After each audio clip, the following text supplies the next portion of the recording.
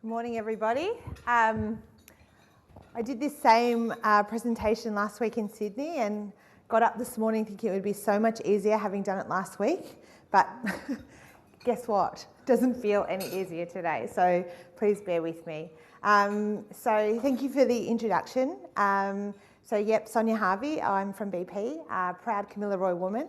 I too would like to acknowledge the Wurundjeri people of the Kulin Nation and pay my respects to their elders past, present and emerging, and thank them for caring for this land for thousands of years before me. So, a little bit about myself. I'm a mum of two boys. Like I said, Camilla woman from Tamworth originally, so country and western music central. I can't stand it, my parents love it. And I'm a huge disappointment in that respect. They're like, hip hop, what's that? So I'm very different to them. I'm married to my husband of 20 years. He's a South African man, came here when he was 3. And so we have two beautiful mixed race boys who identify as both South African and Aboriginal. So a very distinct mix there.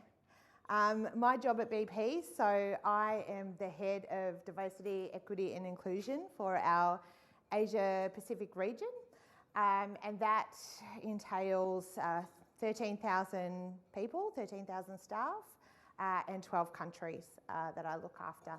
So yeah, it's a bit of a job. So but that's a little bit about myself. The introduction always makes me feel like it's someone else that you're talking about because it doesn't feel like I've been doing it that long. So anyway, that's enough about me. I'm going to just switch to, I'm in charge of this apparently. Does that? Okay. Did I do that or did you? I'm not sure. I'm going to be talking a little bit today about diversity, equity and inclusion and talking about whose business is it. But before we do that, I'm just going to get you to do a little exercise with me. I know you're eating breakfast. Please don't try and close your eyes and eat breakfast at the same time because it may not end well. So if you would just take a minute to sort of go with me on this, don't close your eyes yet, but I'll tell you when. So we're going to close our eyes in a minute and I'm going to talk you through a series of events. And during that time, if you could please try and imagine yourself in the moment and in all these situations, sort of like a movie. So I want you to really focus on the situations you're in when you shut your eyes. So everyone, shut your eyes. And now I want you to imagine that you're laying in bed. It's raining outside, you're really comfortable, you're having one of the best sleeps ever. And then all of a sudden you sit up and you realise you're late for a flight. You were meant to be on a flight almost an hour ago. So you quickly jump out of bed, you grab a few things in your suitcase, you run to the airport in an absolute panic. Then you get there and you realise your flight's been delayed by 3 hours and you've got plenty of time. And you've such a huge sigh of relief and you think, oh my gosh, I'm going to make it after all. I'm not going to lose my job. Fantastic. So anyway, you jump on your flight. You've got so much time to spare, everyone's so relaxed that the pilot actually comes out and greets you, talks about the flight today, tells you where you'll be going, and you feel a whole lot better after meeting the pilot because you're actually not a great flyer. Once you grab your seat, you sit down, you have a great flight, you land at your destination, you check into the hotel, you're greeted by the person at the desk, they check you in, and their manager actually is standing right there and gives you an upgrade to your room. And you're like, this is turning out. This day's really turning out. You go up to your room, you check in, you settle yourself in, and then you head down for breakfast.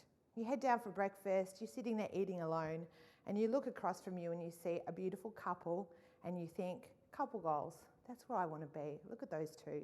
They look so in love. Then you quickly look at the time and think, all right, I better get to where I'm going. You're heading to a huge media conference, one of the biggest around. So you head to the conference. As you walk in the door, you're actually greeted by the CEO of one of the biggest media organisations who's hosting the actual event. Have a great chat, They know you by name by the end of it. And you're like, can this day get any better? Grab your seat and you sit down for the conference that you're there for. I want you to open your eyes. Did everyone see themselves in all of those situations? Yeah? Okay, so now I just want to quickly backtrack over some of those things. And I want to talk to you about the pilot. Was the pilot a he?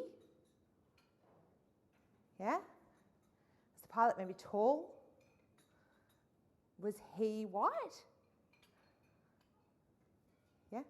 That's okay, you can nod, it's fine. Then I want you to move on and I want you to think about checking into the hotel. The person that checked you in, was it a woman? Yeah? Was she possibly white? Was she in a wheelchair? Was she fully sighted? Then I want to talk to you about the manager that maybe upgraded you. Was that a man or a woman? What did that person look like in gender, race, ability? Moving on to the couple downstairs at breakfast. Was that two men, two women? Were they older? Were they younger? And then the CEO at the media conference, was that a man? Or a woman?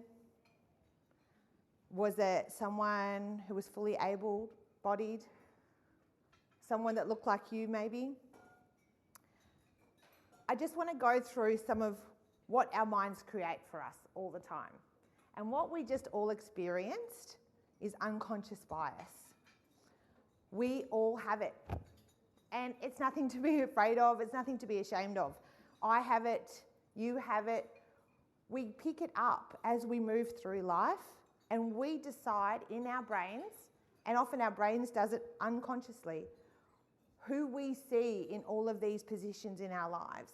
Who's acceptable to us, who feels safe and who feels comfortable for us. It's something that we have as an instinct and something that would have told us, many years ago to protect ourselves, what danger looks like, what comfort looks like, what things we're used to, what things we're not used to, and when to be cautious. Unfortunately, what that means in the business world and in our business lives is that if we're not aware of our unconscious bias, all of those little things that we create for ourselves, those scenarios and acceptable races, genders, that affects our decisions.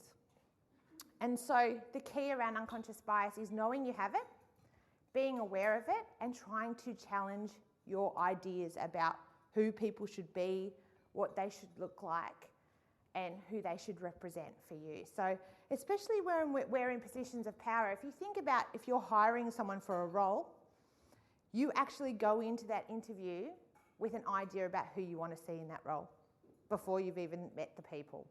And so it's really about trying to think about those things before we get there, knowing our unconscious bias.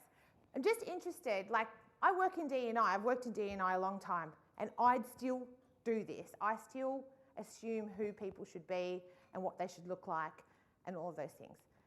Who was shocked by their unconscious bias just then, or a bit surprised that they had so much unconscious bias? And I think that's the whole thing about it. We do talk about it being unconscious, but until we do an exercise like that, we actually don't often realise. So, the next slide is around DE&I. So we hear the words DE&I, diversity, equity, inclusion, all of the time. And we use them interchangeably, but actually, when we pull them apart individually, each of these words don't actually have much impact, but together they have a huge impact. So we're going to talk about what the different words mean and why we need them to be a whole thing together for them to be successful. Okay, diversity. So you hear this word a lot. But the thing is with diversity is actually just a numbers game. It's actually just a collection of people. It's nothing more than that. So when we think about diversity in your organisations, it's about making sure what is out there is represented inside your organisation. But diversity on its own, you can collect people from, different races, genders, abilities, but that's where it stops. Diversity is just a collection of people. It's nothing more. So if you think about we want to increase diversity in our organisation, you really need to start seeing it as just the very, very first step, because without the rest of it, it is just a collection of people. And a lot of people, say to me, but fine, I understand that. I understand it's just, about different people from different backgrounds, but how do we increase diversity in our organisations to start with? And I often say, for example, if you keep fishing in the same pond, you're going to keep catching the same fish. So you need to start casting that net wider, going to places you've never gone before in terms of finding that talent, finding different people to fill your organisations, not just the people you know and the groups of circles that you know, because you're going to actually start getting just the same people. So the thing here is casting that net wider, trying to get more diversity in the door as a first point. I mean, if you look around your boardroom or your meeting room and you just see everyone who looks like yourself, that's when you know you've got a bit of work to do.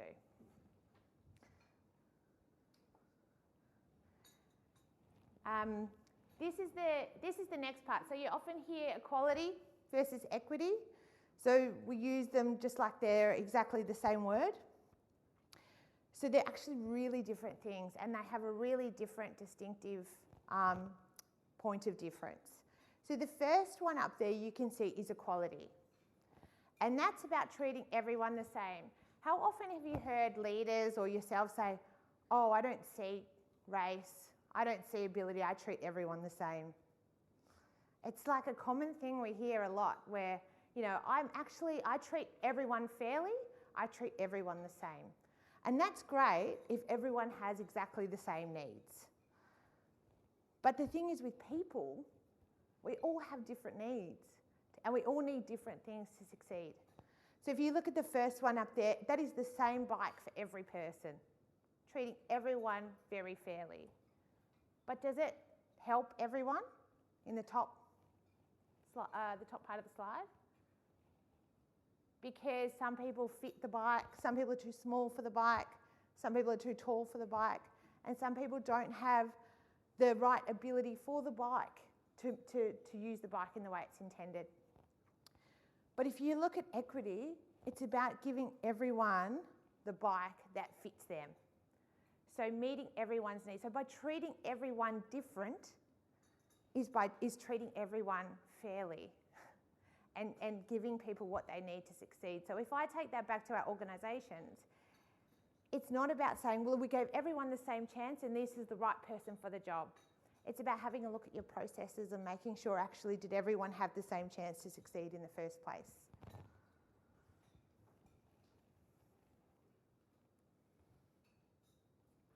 This is my favourite slide, and one I had to check with my husband before I used it, because I often go off into these DE&I tangents where I'm like, yes, I'll use cake as an analogy, and he'll walk in and be like, what on earth have you got cake on there for around inclusion? So, number one, I love cake. So it was an obvious choice. But the second thing is, for me, this illustrates the difference between inclusion and tokenism. And I know you hear tokenistic a lot. Like we hear people saying, oh, is that too tokenistic? Is that really inclusion? And for me, when you've got inclusion in your organisation, true inclusion, you can cut your organisation all different ways and you will see the diversity.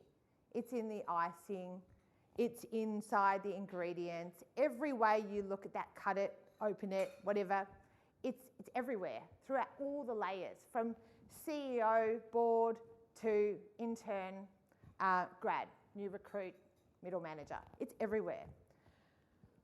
Some organisations think that the bottom cake is inclusion, where we often put the inclusion part on the outside of our organisation, facing out. It looks really pretty. It looks like we're doing a good job. it looks like we're doing well in the inclusion space, but when we cut it open, what do we see inside that one? It's all the same. Some people say white is vanilla. Sometimes. I won't go there. But we do see it's all the same, right? All levels and layers from the bottom to the top. It's actually the same ingredients that is the core of that organisation. And the inclusion part or the diversity part is just the pretty sprinkles on the outside that actually don't make much difference to the actual cake. So hopefully that made sense. If it did, tell me, because I want to go home and say the cake thing made sense. I mean, but does that make sense? Yeah? So, yeah, it's so easy to do the bottom part. And we're often guilty of that at BP, such a large organisation, and that's a big part of my job, is making sure we don't focus on the sprinkles and that we have it everywhere. No matter which way you cut us, hopefully you'll start to see that we have inclusion embedded. Okay, I keep pressing it there, hoping it's going to, oops. Okay, so how do we then create safe workplaces? How do we take all this diversity, equity, inclusion, unconscious bias, all of the things I spoke about, and actually create safe workplaces for people? Who has heard the phrase, we want people to bring their whole selves to work? Yes? Come on, put up your hands if you've heard that. Thank you. We hear it all the time. I just really want an organisation where we can get people to bring their whole selves to work. And I often wonder where that came from, actually. I often think about this phrase, because are we ready for people to bring their whole selves to work? Yes? No? Do you really think we are as organisations? Because what that means for a lot of us at the moment, bringing our whole selves to work is actually pretty safe for most people. And so I've had this discussion with people a lot over the last few years. If I am of the dominant race, if I've gone to a good uni, if I've had a fairly good upbringing, if I've pretty much been on track most of my life, I fit in with most of my peers, I look like them, I speak like them, I act like them, I can bring my whole self to work. That's easy. Happy to. But if I don't, say I'm transgender, say I'm from an Aboriginal background, say I have a criminal record, say I have huge caring responsibilities for elderly parents, or I've got cousins and a brother-in-law, for example, that live with me, and I've got all these things going on in my life. I have mental health issues. Is it just as easy for me to bring my whole self to work? It's not. It's really scary. And you know why it's scary? I'll circle back to the unconscious bias. So we think we're telling people, bring your whole self to work, we'll fully accept you. But how does that affect the way we see those people in terms of promotion, in terms of fit for work, in terms of, yes, they're the future leader of our organisation? Or do those barriers and our unconscious bias actually hold those people back if they bring their whole self to work? So I guess, there's no answer to that question. It's just a question to you about, if we're saying this, we need to be ready for this. And our leaders need to be ready to do the work and be aware of their unconscious bias and what they're projecting onto people in terms of, promotion, fit for work, all of those things. So creating a safe workplace really just starts with us. One of the big things I go on about is, you hear a lot of people say, yeah, I'm really inclusive and I do my best around diversity, equity, and inclusion, but it's not me, it's the system. The system, it's the system that's actually broken. If we fix the system, it'll be a lot easier for organisations to do better. But if you break that down, what is the system? It's you. It's all of you. So every single thing you do differently, every action, every word, every act of inclusion, everything you do around diversity, you're changing that system. because it's just people. That's all it is. There's no actual system. Yet it's written about, I hear about it all the time. Sure, there's the confines of society, there's media, there's the things that we're exposed to, there's all of those things that create our unconscious biases and the way we think and the way we act. But at the end of the day, if we're going to change that, we are the changers. We're the system. We're the people that do that. So it's about our actions, our individual actions that change the way we operate, that change our workplaces, make them safe for people to bring their whole self to work. So I guess my message is, we are the changers. We are the system. We actually, I feel like I should say we are the world. Does anyone know that song? I'm not going to go that far. But we are. We actually, everything we do, really, to be honest with you, has that flow-on effect. It's that butterfly effect, the domino effect. It changes the other things that happen.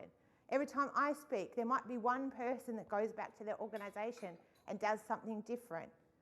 So that's my part in changing the system, whatever the system is. So yeah, my question is, are our leaders ready for this? You as future leaders, are you ready for this? Are you ready for people to bring their whole self to work? Are you prepared to do the work that it takes to actually change, the way you view the world, be aware of your unconscious bias? And sort of want you to think about what little thing you can do when you go back to your organisation to actually be that change, to be the change around how we think, how we operate, what we do, how we see people. And hopefully that we can go back and make an organisation that just doesn't have the sprinkles on the outside, but we create organisations that have diversity, equity and inclusion as the ingredients and the fabric that make up our organisation. So thank you very much. That's me. And yeah, thank you. Hopefully that's given you something to take back. So thank you.